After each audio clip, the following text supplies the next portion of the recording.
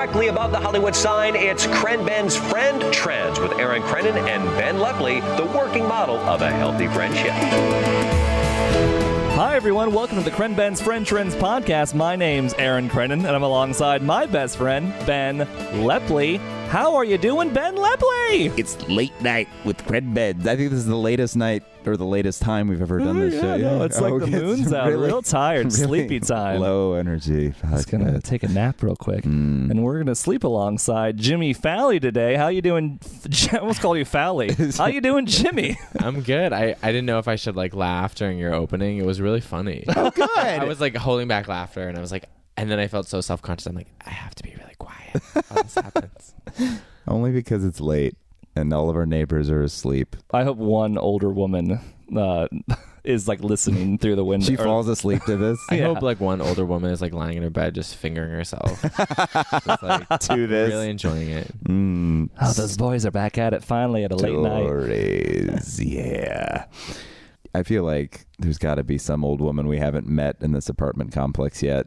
Oh, I bet the man who lives in the fourth one, who lives upstairs, I think he might collect like just older people in general.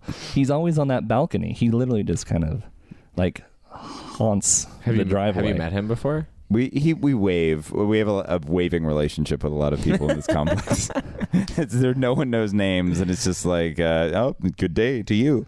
Have you been to Disneyland before? Yeah, I have. Do you remember that Snow White ride? You're like trapped and not trapped. Yeah, you're trapped at a small. You're trapped like an old woman in a corner room. Is it on water? No, it's not. It's just one of those like what are they called, like dark rides, because it's just like in a dark. It's kind of like it's like a ride through a storybook. Yeah, sort of. And there's not really like robots. It's all like paper cutouts because it's very old. But the point is, there's this there is this like window on the outside of the ride.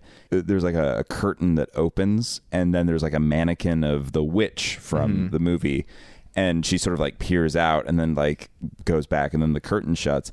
And it's actually terrifying because it's so subtle. It's one of those things where it can really catch you off guard, where you're just in this like storybook kingdom and you're eating like a churro, and then you look up and you see movement of like an old white-haired lady like backing off into the darkness. Freaky. And it's kind of how I feel about this neighbor, because we'll be driving into our parking lot back here, and you don't really notice it, but you'll see like a flicker of movement, and you'll look up and he's just staring at you with a cigarette, and then just like disappears back into the darkness. That's totally sketchy. Yeah, it's a very, very odd. Subtle. Hey, Ben, I just had a question. In that retelling of that story, how did you sneak a churro onto the Snow White ride? There's no food or drink allowed. No, this is the outside of the ride.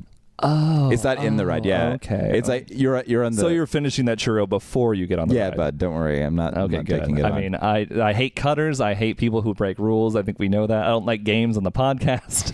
Don't like games on the podcast. You know, we went to. Do you really not like games on the podcast? Yeah, does not like games. What does that mean? Like games? I don't know. Just try to play a game. We'll see what happens. So. You get shot down. We went to Universal the other day, and they were out of churros at one of the stands. It was unbelievable. It's like this giant churro container, and it was empty, and they were like, we're out. We ran out. And it made it sound so much like they were never going to get any more. And it was late enough in the day, like, oh, they're out for the day. Yeah, we went to another line, and another long line for a different food kiosk like across the way, and we looked back, and there was this man with churros just refilling it, and we were like, you didn't say there were going to be more in like 3 minutes. It was moments later. So then we went back. We would have waited. We went back, and then that line had filled back up. It was a goof tune. Was he American? I'm just trying to visualize. I'm gonna say no. I'm gonna guess no. But I'm going to say yes. Was that racist to ask if he was American? No. So sometimes you just need to ask those I think you were just trying to paint a picture. What color were his eyes? Brown. Like deep brown. You're afraid to just say he's Mexican. Just because he has churros, Jimmy, doesn't mean a damn thing. I feel like you're sensing you're getting close to a game where we're guessing races. No games. Oh my God. I totally don't like did the it. game. I was like, No what are the games on games? the What race was this guy? Well, Aaron, word has it you've got a very funny story tonight. Do you guys remember Propel? Is that still around? Is that the flavored water? Yeah, I'm sure it's like now poisonous, but like I spent so much money on it in college because our dorm room had like a Propel machine, and it was like $2 for a bottle. And devotees will know that like we both went to this gulagish like college up north. What college did you go to?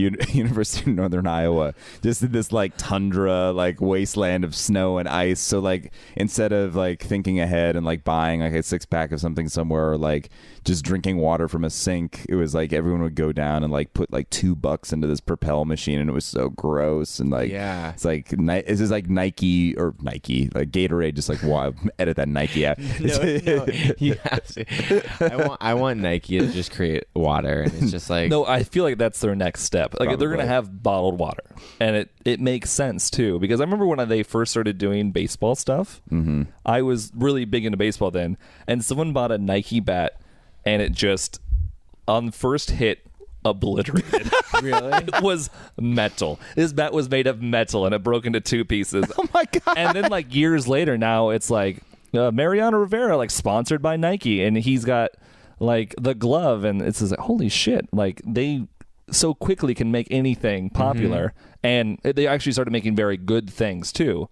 And it's just like the water, I don't think you can really fuck up water. Yeah. So they're going to start off hot. So Propel bottles we found, basically this all started with one summer between 8th and 9th grade in Iowa. My buddy Dan, who was my best friend at the time, broke his arm. And it pretty much rendered him useless as a best friend for the rest of the summer. Useless as a best friend? Yeah. What about a human, like a person? Well, realistically, what were you doing that was so physical that you needed him as your best friend? Like, well, no, my grandma had a pool, so we couldn't go in the pool. couldn't you go in and he could just watch? Well, that's not what best friends do. Best friends have fun together. They play games together, but best friends do not play games on the podcast.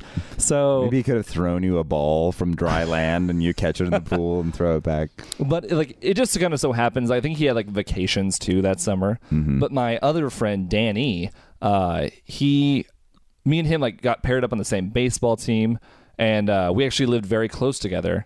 And so then we started being like the same all-star team and everything. And as it turns out, we found out he was going to move at the end of the summer. So it was like a great, like, one last hurrah summer for Danny and I. And we were trying to make the most of it, especially with old Dan, like, stuck at home. I always think of it like the Bart of Darkness episode where he's just, like, writing a play in his room and, like...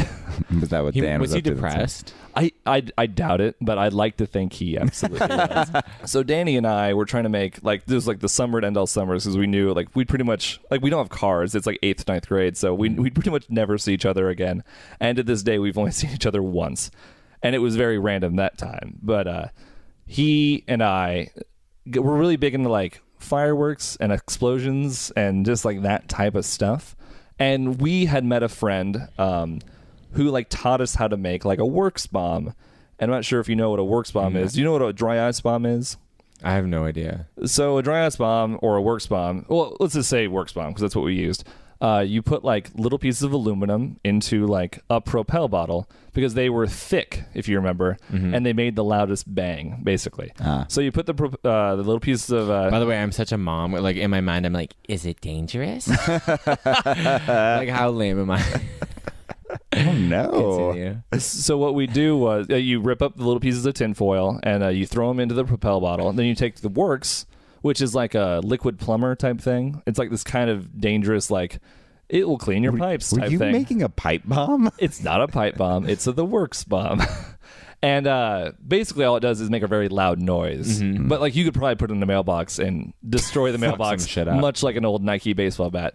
And but you put the works in, and then you close the lid really quickly, and you have about anywhere from like 15 seconds to a minute. Oh, so the metal reacts with the works. And it makes like I thought you were putting the metal in as like shrapnel. Oh no, it's a little tinfoil. Like it's very, very harmless, more or less.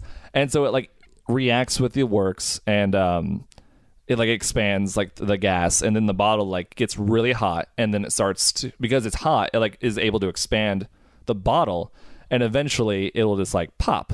And it's incredibly loud. And like so we'd always like throw it and then like run away from it. And one time we actually did that in my backyard, and it just killed all of the grass. But so I thought for some reason you're gonna be like, it killed all the dogs or something really scary. so we were making like It is never funny to joke about animals. Like people listening are not gonna laugh. They're gonna be like, that's not cool. why did you bring up dogs? Man. So we were making these, and like this kind of like going around town, like we'd find like a grocery store, like get the necessary ingredients, and then like we might do one in a creek. We would do one under a bridge. We would just like find weird places, and we thought it was so much fun.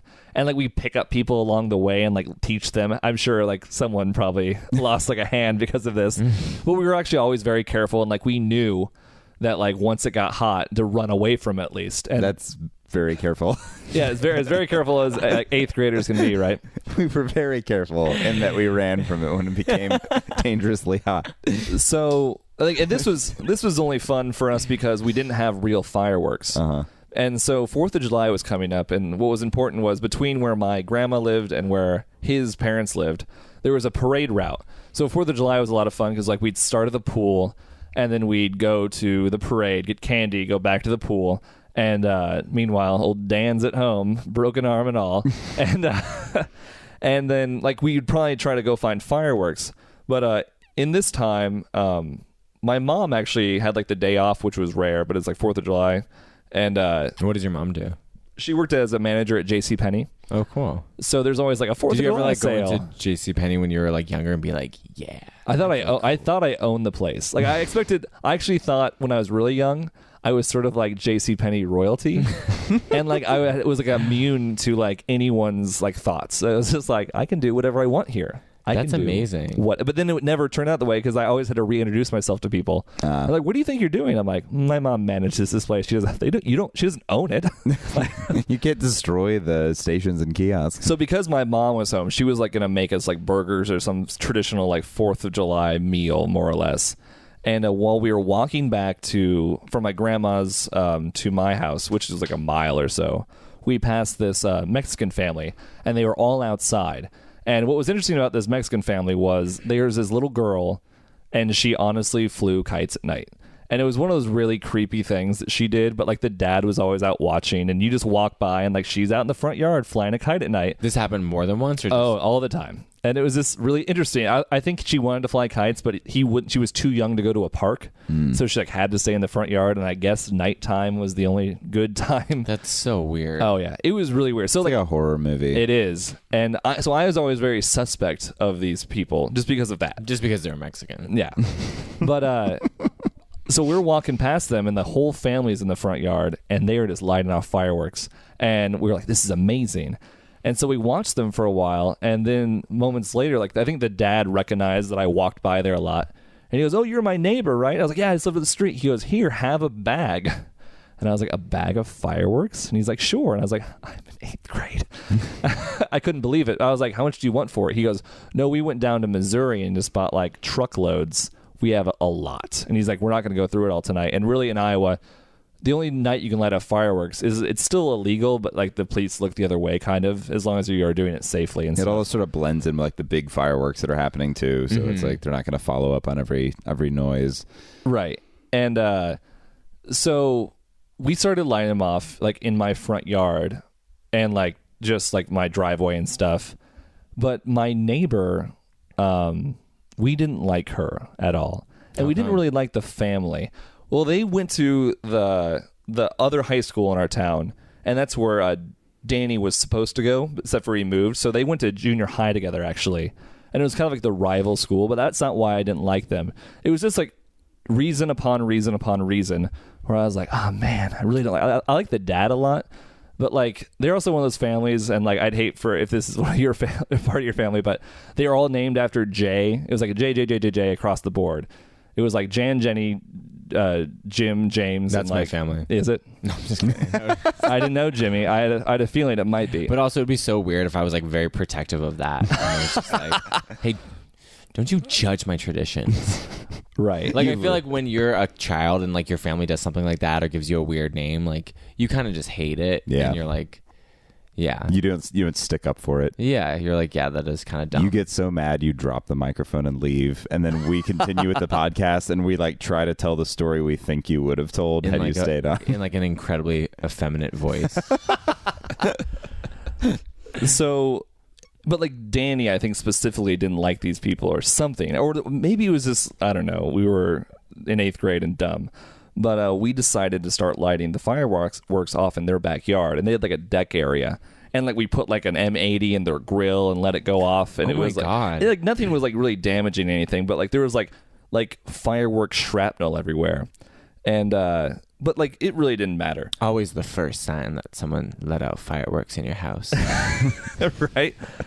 So the other thing we did was we were like lighting off bottle rockets everywhere, and like thing with bottle rockets, I'm not sure if you have any experience with it, but you just like put them in a bottle, obviously, and it shoots off. Mm-hmm. But like we would find like little like nooks and crannies like in the wooden fence where it would shoot off from, just like other like interesting places. Yeah. Well, their front door, or like more or less the back door of their house, there was like a screen. Sorry. I don't know. Yeah. I call it. I always thought of it as the front door because it was the door I always entered if I ever were to go over there. Okay. So I didn't really consider, like, I didn't even think of my front of the house as the front of the house. It always seemed like the back of the house. So you mean like the front door is in the entrance that was most frequently used, and it was located as the back door? Yes. Well, where's the road? The road is driveway and all this. Yeah, that's like on the other side of the houses. So we're in the backyards, and then there's the front yards, then the back doors, and then the front doors. Every house in Des Moines has a small labyrinth that you have to circumnavigate before you can enter. The houses are all upside down. So they had like the screen door and like the netting, because like all the bugs in Iowa. It's not really a California thing, I've noticed. They don't have screen doors out here. Yeah. I'm sure in like Boston they might. Yeah. But like the netting of the whatever you'd call it, the screen was like broken. So Danny put like a bottle rocket in the netting that was broken, and it was going to shoot off from the door. And so he lights it, and it gets stuck and proceeds to like light the door on fire. Oh my God. And it was like ever so brief, but like still the door was aflame. Like we put it out, and there was this huge like scorch mark. And then we kind of like realized that we shouldn't be there anymore. So we ran back into my house. Oh, that's terrifying. That's and like so being that age and having that happen and knowing it's out there. You're like, shit is going to go down. Yeah. So like we ran into the basement where like I had my like N64 or something, and we started to play like Mario Kart or Bond or something. And not a half hour goes by, but my mom comes down and she's like, Aaron, can you come upstairs real quick? I was like, oh, sure. And we go to... Now, this is actually interesting about the front door, back door thing. The police were at the back door of my house instead of the front door. So we came to the back door where the police were, and we're like, oh. And I was like, hey, boys, been letting off some fireworks tonight? So he's like, no, we've been in the basement for like the whole night. Lying and to the cop. Yeah, and my mom like corroborated because... She thought we were the whole time. She's like, no, the boys have been downstairs. Like, I got them from downstairs, but she just never saw us come through the door. Gotcha. Like, she was like in the bathroom or in her room or something. And I was like, oh my God, like they're going to find out. They're like, no, your other neighbor. Now, if you thought I didn't like this neighbor who I'm lighting the door fire on, I hated the next door neighbor to them. How come? So much. Well, he was this very mean guy, and like if a ball, it was like one of those guys where it's like if a ball were ever to go in his yard, he'd like pop it and like take it from me. Oh, that's and, like, weird. And like he always eyed that me. only exists in like kids TV shows. Yeah. that Like he was just character. he's just like, oh, that's it, and he had like a dog back there, and I could never go get it back there too. So it's just like he's like that's it. You're just describing the Sandlot. You know that, right? Yeah. But it was like a young. It was It was the day you realized that like all your memories were just from the Sandlot. This whole fireworks story was a deleted scene on the cutting room floor. We didn't have time for the fireworks subplot. But but this is like the reason why I really started to hate them, obviously, because it wasn't like they were younger or older. They were younger. They were like they had a newborn too, and I just think that they hated how loud we are. Because I think he had called the police on us one time before for just being too loud, and that was like it's like the worst thing as an 8th grader to get like. It was like we were just playing basketball. That's all we were doing, and. You're like it was 2 a.m. but we were having a good time. No, that's the thing. It was only like 10:30 on this night, and People are lame. He's like, no, they saw 2 boys that match your description, like your height, And I quickly thought, I was like, oh, but there's those twins up the street. And they had been in trouble with the law before. And I was like, maybe it was them. And the cops were like, oh, right. Like the Rasmussen boys. And I was like, get out of town. It was not the Rasmussen boys. I do not remember their last name. But somehow they had known. It's like, oh, we've been called to that house before. We'll go ask them. That's pretty shitty police work. Oh, I know. To like say the names. But, all right. But like they knew exactly who we were talking about. I was like, oh my God. It was so frightening. It was like the first time I ever spoken with a police officer outside the DARE program. And the whole time Danny and I were like, we'll never tell a soul. And we go back to the basement and start playing our video games. And the next morning, so it was like a sleepover though. And so the next morning, my mom had to work super early because she had like the 4th of July off. And so she wakes me up after I was stayed up to like 4 a.m. She wakes me up at like 6, and like she brings me into her room, and I don't remember anything, but until like she must have been talking to me for a very long time. But she was like shaking me, trying to get me to wake, and she's like, "Did you light their door on fire?" And the first thing I yelled was like, came to, I was like, how am I in your room? Why am I here? And she goes, what just happened to you? I was like, I think I just woke up. She goes, no, you've been talking to me for the past 15 minutes. I was like, what did I say? What? She's like, nothing but gibberish. And she's like, tell me, did you light the door on fire? I was like, no, we're in the basement. She goes, did Danny light the door on fire? And I was like, no. And to this day, she still I think she thought I was lying, but I never lied to her before. So Mom, we did light the door on fire. Oh my God. And I really hate them still because for numerous reasons, but that family. What if there was no like statute of limitations and you would actually be like arrested for arson for this? Oh right. Oh, I can only imagine. That's awesome. If you're gonna light a door on fire, that's kind of how it should go down. That's how you should do it. I had a story. Yeah. Oh yeah? It's weird because I'm very like when I tell stories, like I will just be totally honest. Like I can't like change the details to try to make it. So this could come back and bite me in the ass because it's about an ex, but it's mostly just me making fun of myself. And he probably won't listen to it. But if he does, well, I can almost assure you he won't. So far, we've got your ex, Aaron's mom. A lot of people can't listen to this podcast. This is like this is the real deal. Yeah. That's not how we should look at this. We shouldn't be like, all right, here's the people who can't look at it. We should look at it the other way. It's like, who can? Everyone should be the answer. Everyone but these people. So that's like almost 6 billion on the planet. Ben has big goals for ChrenBen's Friend Trends. Wait, how do you say the name of this? ChrenBen's Friend Trends. That is amazing. Say it one more time. ChrenBen's Friend Trends. They're the friend trends between ChrenBen's. Yep. That's awesome. It would be so hard for me to say. I almost don't even want to try to say it. Can you try it once for us? ChrenBen's Friend Trends. Oh, that's perfect. Yeah. That's why when I say by the way, I just said that was great. You didn't even get a chance to say good job. I was like, that was great. Just complimenting myself. At the beginning, I'm always like, ChrenBen's Friend Trends, because I have to think about it in my mind first, like before I say each word. Otherwise, it'll be Chrennan's Friend Trends or something. Have you ever messed it up? I have, and we've probably cut it, is the thing. Oh man, yeah. That intro would be a is great so bloopers weird. reel. Oh yeah, we should. Oh, let's just fake a bunch of bloopers too. Make them really goofy. Faked bloopers might be my most hated thing. When I first saw like a Shrek movie and they're like, "Oh, here's the Shrek bloopers," stupid animated bloopers. I was like, "Would they draw these wrong?" It was so unbelievable. I would love to see the real Shrek bloopers, just like really bad drawing. Yeah, like where the computer like made a face like fold in on itself. Yeah. Like. It'd be so anticlimactic.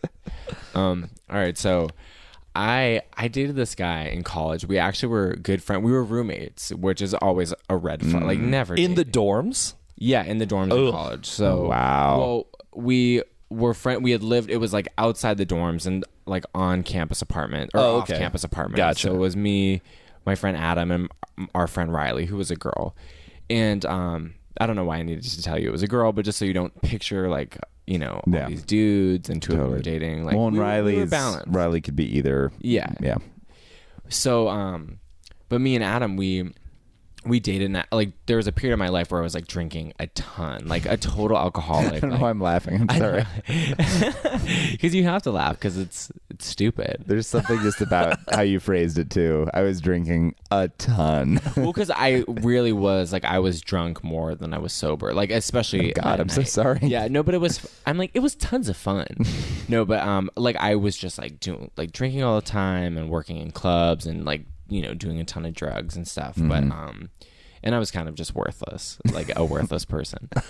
And but I dated this guy, and he was like really sweet and funny, and I was just like awful. Like on my 21st birthday, and everyone like gets pretty drunk on your 21st birthday, but like I got so drunk, like I got trashed before we even got to the bar. Like my plan was like, we're gonna go to every single bar on the strip, like, you know, in West Hollywood. I made it to one bar because I was already so drunk when I got there. I had one legal drink, and then they just had to carry me home, and I woke up like we both woke up. I was like throwing up. Did on we him. have fun?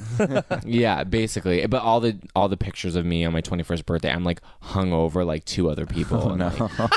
And but that's pretty like normal. But like anyways, he was just like a really sweet guy, and I just treated him like shit because I was like really depressed, and he ended up breaking up with me, and I like it was so hard to live with him, so I like went to my friend's apartment, and I like, Jessica Perlman. Oh, yeah, you know of course. Pearls. Yeah. Do you know Jessica? I don't think so. Yeah, she's great. She's awesome. Yeah. And we would, you know, like she was like such a good friend, and she let me sleep on like her mattress, like in her closet, like it was so dark, like that time in my life. And we would like She let me sleep in her closet. but she had like a big closet. That's where you belong. Yeah. And we would like snort Adderall and like chain smoke and like talk about the future and talk about boys and anyways, so after me and Adam broke up, I really I took it so hard. Like I didn't really have like, it was like my first real breakup, and I didn't know how to deal with it. Like I was so like disconnected. Like we broke up in January, and then like a few weeks later I was like, it was Valentine's Day, and I was like, should I buy him a card? Like I was so weird. Like no, like he doesn't want to be with you, but I was just so like I had no boundaries and all this stuff. And so anyways, I ended up I really wanted to get back together with him, and he was just like so over it, and he just, you know, did not, you know, want to try, and I don't blame him, you know. But I ended up, he was a part of this modern group dance company called Boomcat. And they did a show. Everyone's laughing. I don't know why. It wasn't a joke. And no, they were like, they had a show, and I went to go see a dress rehearsal. Because we were like kind of friendly. He was like, oh yeah, like I'm doing this show. And I was friends with other people in the company. Sure. And the show was like amazing. But he had this one piece that was about us. Like it was like these two guys, he was there dancing. And it was like, because like I would always see like cheesy dance numbers. I never saw anything that was like really powerful. Sure. And like it was like the story of us breaking up, like in the way that him and this other man were like dancing together, and it was just like touched me, and I was like bawling, you know, like sitting there and just like crying.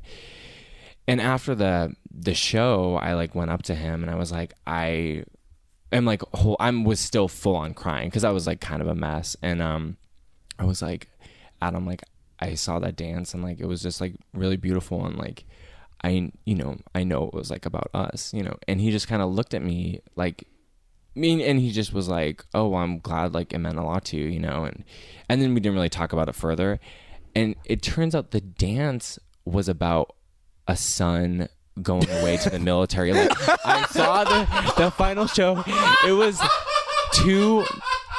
It was two guys dressed up in like, one was in military gear, and it was the father sending his son away, and it was like it had nothing Oh to my do God, with me. Jimmy, no! It was so humiliating. Like my friend Jen, when we saw, like Jen, my friend was like, oh my God, Jimmy, I can't believe you said that to Adam. It was like not about you at all. I had just projected. Oh, So it's amazing.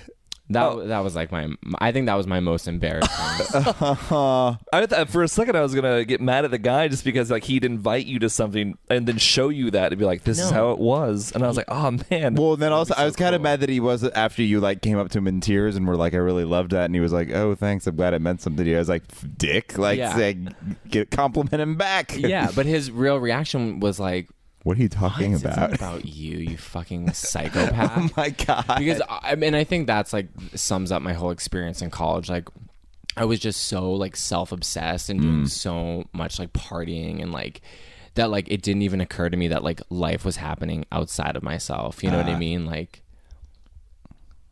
ChrenBen's life lesson trends. It just got so real. Like everyone was like, Wow. yeah. Oh my God. We had a there's no way to transition to this, so I'll just jump in. There was a period of time where Aaron and I were both looking for new cars. My car had been destroyed. Actually, did I ever Do tell you know the story, Aaron? Oh yeah. Oh, I know it. Did I ever tell the story of how my car was destroyed? I don't think so. Okay, I'll lead in with that real quick. So one morning, I came out of the apartment to the street, and my car, which I had mentioned in a previous podcast, was a 2002 Oldsmobile Intrigue, which I loved dearly because I'm very nostalgic. It was like the car my dad had that I like learned how to drive on, so I had this weird like attachment with it. And even though it's like a very boring sedan, it was like the one thing I had in Los Angeles that made me feel like, yeah, you're okay. You know, like you've got a luxury sedan with leather seats. Like it's it's a 4-door. These were the things I would cling to, or like, oh my God, like I never book anything, and like I can't get like a career together, and like I'm working all these day jobs I don't like, but my car is great, and like I could live in it if I had to. So this one morning I come out and my car is literally like a cartoon. It has been accordioned in on itself. God. It is, the front has been shoved into the front of it, and the back has been shoved into the back of it. And there's a note under the windshield. Oh, and it's like into other cars as well. Yeah, Like, yeah. It's like, and it's like just there's debris scattered like all over the place. Cars? Oh no, it wasn't pushed into cars. Those it was, but it not was when you saw it. Right. So I come out and there's a note under the windshield wiper that says, "Call us, the police." Oh my God. So I called Looking for them Rasmussen boys. Yeah, right. It's the same cops somehow. They got transferred to LA. So A big promotion to the big city. And right before you get like confronted, like Aaron's mom comes out and just, like shakes me. Did you destroy your own car, front and back? So I call them and they eventually come out, and but before they get there, there's this woman who comes out who lives in a nearby house, and she's like, oh, last night at like 3 a.m, this kid, it was completely wasted and ran his car into the back of your car, and it shoved it into the back of my SUV, and it completely totaled it. And she's like, and so we called the police. He actually had to go to like the hospital, like he was really messed up. Shit. And so a tow truck came and towed his car, and a tow truck came and towed her SUV. But she's like, but they didn't know who you were or how to contact you, so they just left yours here for the morning. So the police eventually showed up and like confirmed her story. So long story short, I, in very short order, had to find a completely brand new car because this was beyond totaled. I mean, it looked like it had been cubed, you know, like those like cubers, car cubers. Did you get insurance money for it? I did, yeah. I mean, it was a total loss, 100%. And I will say this, like, I wish it wouldn't have happened, and I wish that person wouldn't have been injured, but like, it was kind of cool. It was kind of cool because I got way more money for that car than I ever would have gotten tried to sell it. And How much like, did you get? I got like $7,500, and it was a 2002. And like, I looked up the blue book and like the value of it, and I would not have been able to sell it. It had over 100,000 miles, and like it maximized what I got for it. Yeah, but well, I needed a car. Like I drive so much out here. Everything I do involves driving. So it's one of those things where it's like I rented one, but that was expensive, and my insurance only covered like half of it. So I still was like losing money every day. Then Aaron went out of town, and I borrowed his car for a while, but it was like he came back into town, and it was like, I can't. Stupid me. We can't. God, I'm sorry, Ben. Stupid Aaron had to come back. No, but it's just like I couldn't keep juggling it around. It's like I need to lock something down, and quickly. So we were already under a ton of stress because it was just like, I was already under a ton of stress because of the situation that I've described, and just like also not knowing if the insurance money was still going to come through at this point, not quite sure of how much I was going to get. Mad that I had lost this car that I had nostalgic feelings about, and also like it was in good shape, and so just totally fried just as far as dealing with the prospect of getting a new car. Aaron meanwhile wanted to trade his in and get for a long Mustang. time I had wanted to get like a new car. So, and then when like Ben started looking for new cars, I was like, well, we would go out together and be like, oh, all these like options. Yeah. He wanted a convertible really bad, like a Mustang, and there was so we just sort of like decided we'd team up to find a car. So we go to this Nissan dealership in Alhambra one night. There's a Corolla that I want to look at.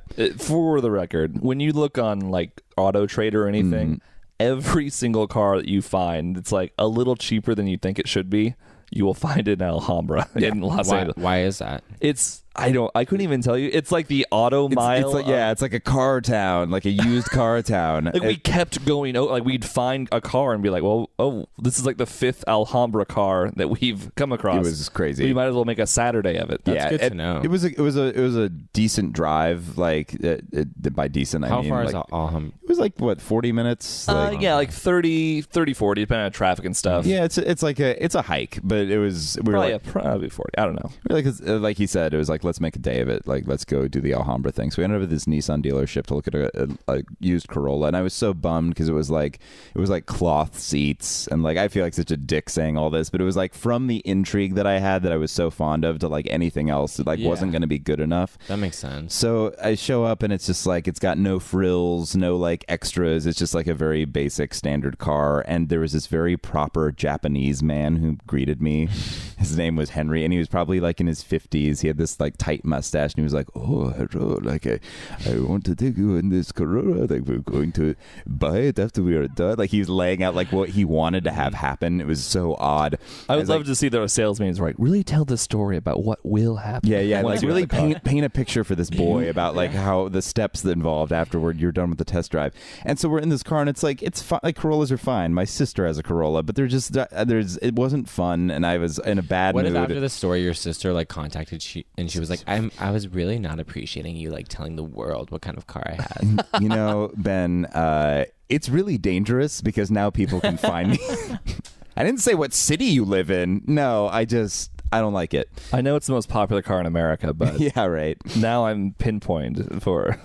So meanwhile, Aaron is talking to this kid. He is literally 19 years old. And he's like a real scammer. Yeah, and he's got like gelled, like spiky hair, and he's trying to sell Aaron hardcore in this like 2012 like Mustang convertible. And like an intense like sales pitch, like he's like, yeah, he's like, oh man, you'd look so cool in this, man. He's like, can you imagine driving anywhere in this car? And like, I'd be impressed, you know, like. And it was just shitty sales tactic. And so like we came for the Toyota, but while we were there, I noticed like the Mustangs were there, and I was like, ooh, might as well test drive one. And once you test drive, you're fucked, because then it's like you feel like, well, like we both are always afraid of like offending people, so it's like we have to give them the time of day, and it's like, no, you don't. But we felt like we did. So after I got back from the Corolla drive, Aaron got done with his Mustang drive, and we went into the office. And Henry, pardon me, the Japanese gentleman was like, wait here, I'll be back with the paperwork. I'm like, I'm not going to buy this car. Like, Did you tell him that? Were you pretty direct? Yeah, but he was like, no, you will. I'll be right. I was like, okay, whatever. So then Alex was like, hey, man. Alex is the name of the kid, the 19-year-old kid. My guy. Yeah, Aaron's dude. So Alex is like, hey, come with us. I was like, oh, okay. My friend is going over to talk to this guy. I guess I'll just sit with him. And we sit at Alex's desk, and he fucking like puts his feet on the desk and pulls out a bag of Doritos from his desk drawer and rips them open. He's like, you guys want? And we're like, no. And he just sits there with his feet up, and he's like, so what we gotta do to close these deals? And I'm like, well, I'm for one, I'm not buying the Corolla. And I think like we just were so taken aback by like the confidence, I guess, that it was like you were kind of thinking about doing the Mustang. And then I asked him how low we could go, and he's like, sticker price is lowest. So I was like, you can't go any lower than the sticker price? And he goes, and I go, what would that? Like, so that's like too expensive. Like, that's above my price range. And then they always go into this thing where it's like, what is your price range? And like, you're never supposed to tell them. But like, inevitably I did, because I just wanted to shut them up and then be like, we might be able to get down that low. Like, it was like an escape tactic. Like, if I tell them something that's too low, they'll let us go. And he's like, no, I think we can meet somewhere in the middle. It's like, well, we don't want to meet somewhere in the middle. We're going to get the fuck out of here. Like, the best, of course, was I was like, how low? And I was like, $250. And he goes, well, that's impossible. And he goes, at least something reasonable. I was like, well, what's reasonable? He was like such an asshole. Like $2,500. Oh, like $250 a month for however much. And like, I think he wanted it to be like $390. Yeah, no, I mean, mean, Jimmy, the numbers this kid was coming back at us with for this Mustang, it was like double what we were saying like Aaron could do. Just like not listening to like they never listen, and they always bring out this quadrant like piece of paper that has like a one, like each represents something, like the X1, X2, Y1, Y2. And it's like, well, this is how much the car is. This is how much many months you're going to pay for. This is what your interest is going to be. And this is what your monthly payment's going to be. And we found that this is like a tactic that a lot of these companies or these car companies use. Excuse me. Because it's like voodoo math sort of like, this is all lies. Because if you actually do it in reverse, you're like, well, you're adding like $3,000 from where? Yeah, totally. It's crazy because my old job before I was doing like comedy stuff was just to do sales. And like it was crazy to be on the other end because I am normally like a person who has no boundaries. So if someone's like, oh, you need to buy this, I'd be like, I kind of don't want it, I'm sorry. And then they'd be like, no, you need this. I'd be like, okay. Well, we were like, well, that's why I was. Yeah. He's like, we'll just go to the negotiation table and see what happens. Instead of being like, and then what I realized from being like sales, like being on the other end of it, you learn all the tactics, so you know it really well. So when someone's trying to sell you something and you have that confidence to be direct and like, you know, this is my bottom line price wise. If you can't make it, that's fine, but I can't do it. And like, it was weird, like learning all the shit that you do. And like we were in a call center, so we would like be talking to someone and be like, hold on, let me put you on hold because I'm going to talk to my manager, see if I can get it down. And then you would put it on like hold, and then you just be like, "Hey, Sherry, where are you going for lunch?" Like you wouldn't do anything related. And then you bring it because it was like these weird psychological things to make them feel like you were working. It was just so sick. It was. That's what Alex was doing too, because I like said a number and I was like, I'll go as low as $300 a month. I was like, or as high. And he goes, let me go talk to my manager. Yeah, he's like, I can't approve that. Yeah. He like visibly went over and like stood next to another man for a while, then came back and he goes, how about this? And he goes like $312. He goes, that's just $12 more a month. I was like, yeah, what's it to you? Just $12 less a month. And he goes, maybe $311. And I was like, oh my $1 God. off. Yeah, I was like, but you wouldn't even go any lower than the sticker price. So where's this number coming from? I was like, are you just adding money somewhere?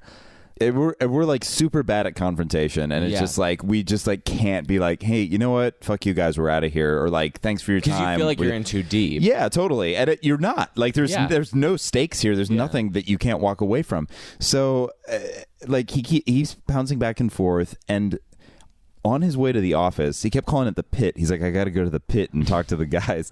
On his way to the pit, so douchey. Yeah, I know, right? En route to the pit once, the Japanese gentleman starts to come over with paperwork to sell me the car, and he goes, oh, if you take this Corolla sale from me, I will fucking cut your head off. He said that to Alex? We could hear it.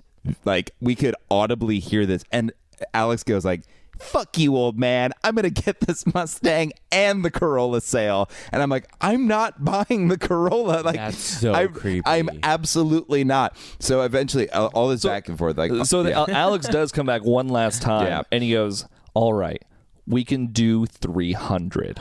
And I was like, that was the price that you had said. And I was like, yeah. And he goes, he's like, you shook on it. And I was like, well, I was like, only because. But I should say, before he went to the pit on that last time, he's like, I'm going to go see if I can figure this out, okay? And he like held his hand out, and then Aaron shook his hand. So now it's like okay. Now we're like at a men's honor, like bound by handshake. But like the thing was, and he goes, all right, we got you at $300 over 84 months. And I was like, oh, wait a minute. I was like, this was for 60 months. He goes, what are you kidding me? The only way we can get it that low is if you do 84 months. I was like, 7 years of like, I was like, that's insane. So he added almost 2 extra years. Oh, right? yeah. He's like, it's like, that's not how you are going to win me over. So like, and then when he went back one more time, and Ben and I had a little powwow where we're like, let's just walk out of here. And I should say one more thing, just one more fun detail. He came back at one point. He's like, listen, guys, I know what it's like. Like, you guys want to just go home, have some beers, like drink, hang out. I love doing that. I'm one of the guys. And we were like, aren't you 19? You said you were 19 earlier. It's like illegal for you to drink. He's like, Let me go talk to the pit. It was just the fucking worst night ever. And at this point, it's getting late. Like, the dealership is closed. It was like a half hour past close. Yeah, like it was dark out. The Japanese guy was still like lingering on the fringe, and he was like too afraid to confront the kid because like they had that confrontation. So how did you end up with the Japanese guy? Oh, I just didn't look at him. Like I just looked at the floor every time he was around because I was like, it's so anti-confrontational. Did it at any point did you think about turning to him and be like, you know what, I really just, this is not for me? No, well, we were so in the thick of it, and like we were trying to break it off with Alex, and it was just I don't understand that, but I just don't understand that Japanese was like about to come back, and like how did we get from him being like on the fringe? Like it just kind of, you just stopped looking at him. Well, because he had the confrontation with Alex, and then he had actually sort of been like spooked away because when Alex was like, "Fuck you, old man, I'm gonna get this Corolla and this Mustang sale," it was like it ended the Japanese man's ability to come to the table. It was like he had been scared off by this kid. Aww. So he still was hanging out there with the paperwork, like looking at me. It's like my paperwork. Like, come to me. That I was just like, oh God, like looking at my shoes, like trying not to trying not to see or hear anyone. I knew also at this moment that if we were ever separated again during this, we would both end up with new cars we did not want. We were just like each other's like life buoys or whatever. Because you didn't have anyone to bounce off. Like, this is crazy, right? Yeah. Mm-hmm. If it was just like you tell Alex, like, this is crazy. Like, no, this is great. Yeah. You're like, oh, thanks, totally. Alex. Yeah. You didn't have like a friend to be like, hey, he doesn't want to do that. Yeah, you need a friend. Yeah, totally. I dated this guy who left. We were living together at the time. He was like, and this is not Adam, this is someone else.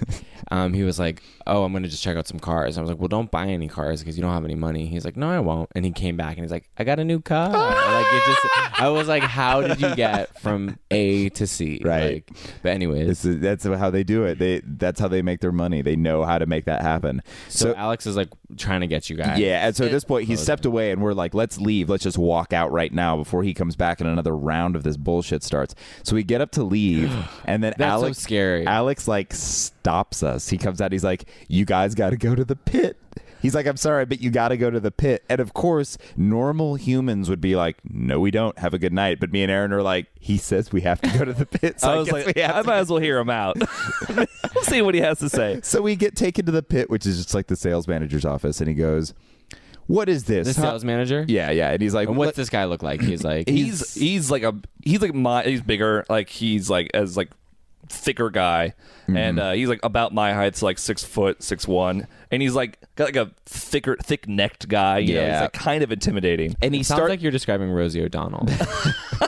That's what I'm picturing. It's a male Rosie O'Donnell, and he starts yelling at us and like cussing at us, and he's like literally swearing. He's like, what the fuck is this? Are you just wasting my time? He goes, why are you busting my guy's balls over $12 a month? Are you fucking kidding me? And then I was like, but it's for 24 months than I would ever agree to. Like, he tried to lie to me. So at this point, we're being sweared at, like, and yelled crazy. at. It was absurd, and we're still like in this room defending ourselves to this man.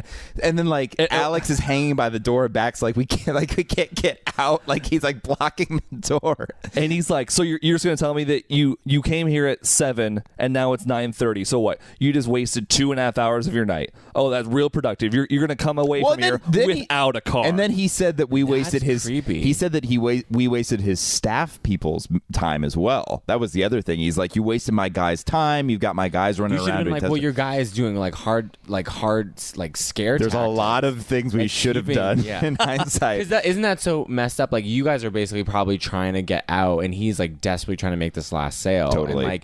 And then for them to come back on you, like it's such a weird world. It's all just psychology. So then after we make it very clear that the Mustang. He goes, so are you going to buy the car? Yes or no? That's the sales manager. Yeah. And I go, no, I'm not going to buy the car. And he goes, fine, get out of here. No. Oh, sorry. No. Then he looks at me and he goes, at least I'll make one fucking sale tonight. Let's talk about that Corolla. I'm like, are you out of your mind? You think I'm going to buy a car from you at this point? Like, it was insanity. And I was like, no, I'm not going to buy the Corolla. Then he was like pissed because it was like, I don't even remember that point. I think at that point we were walking because we had been screamed at. But it was just like, the audacity that this man still thought the Corolla sale, after all of this would be happening. Is just, and it's just totally that whole like assume the sale thing. Like you think that if, and it's kind of a weird psychology, like to think like, well, I'm just gonna act like the sale is gonna happen. Totally. But what's weird is, and it's sad from being on the other end, there are a lot of people who just buy stuff like that. Like they just feel like they're in this blind like fog of just things are happening, and they feel like they don't have that boundary to say like, hey, I'm actually uncomfortable with this, I need some time. And just by being aggressive, and it's like, it's just, thank God you didn't like buy the car. Yeah, totally. Every day of my life, I'm just gonna bring God into this and say, thank God. It was just like too intense for me to be like, thank God.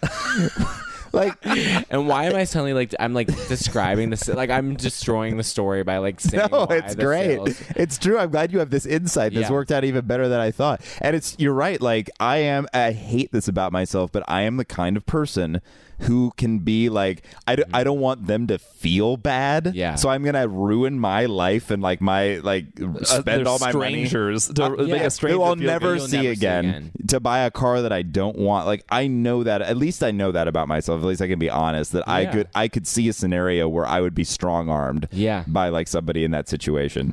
And so it was just it turned like Alhambra into such a joke for us, and it became a great source of inside jokes from then on out. But for that to be like our real first experience where we both that was like the first like LA car hunt. Like, and within the next 5 months, we actually did both have, like, he got his car just a few weeks later, then I got one like 5 months later.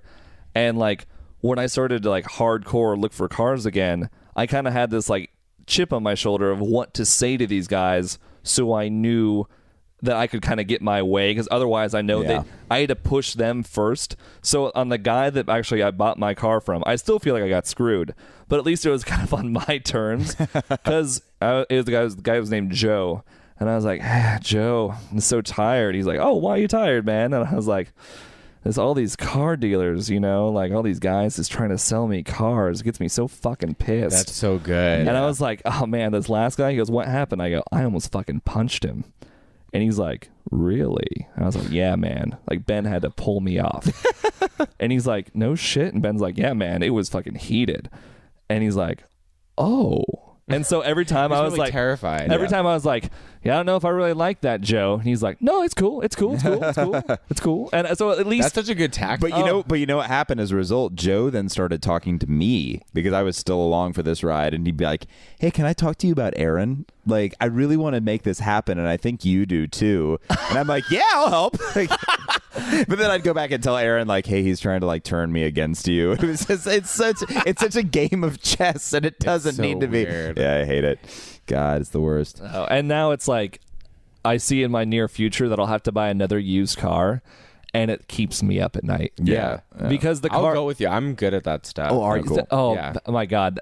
I want to. I actually want 5 of us to like team up and get like a quintet of people who all have like good skills at taking salespeople down. And they hate like 5-on-1. They hated the fact that Ben was there, and they hated the fact that I was there. With cock block. It's like when we were trying to sell someone like on something, and they're like, I gotta talk to my wife, and then like it like is like no, but like then you learn, it's so creepy, because then you learn all these like different rebuttals on like what to say, and like just I don't even remember the last time I sold one of these plans, but it was like for this tech support company, and like we would say like, well, don't you think your wife would really appreciate you just protecting like, you know, the finances in terms of like the computer and like all this just weird like sketchy stuff. Like, be a good person, be like, yeah, like, you know what, talk to your wife. Like, I don't want you to like purchase something that you're gonna regret later. Right. I feel like that's another tactic. Oh, just to be like supportive. To be like, oh really? No. But before they even ask, be like, hey, you know what?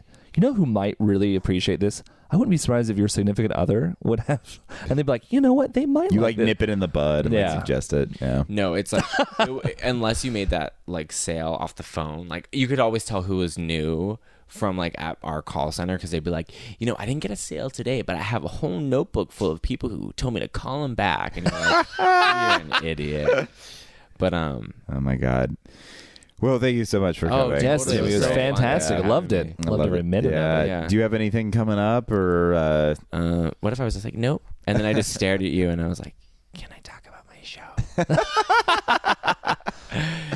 Yeah, I have this show I wrote. It's called Go-Go Boy Interrupted. It's about this dumbass go-go boy who gets fired from his job as a dancer, and then he just doesn't really know what to do next. So it's like his journey trying to get a job, and it's at Groundlings on June 30th and July 7th.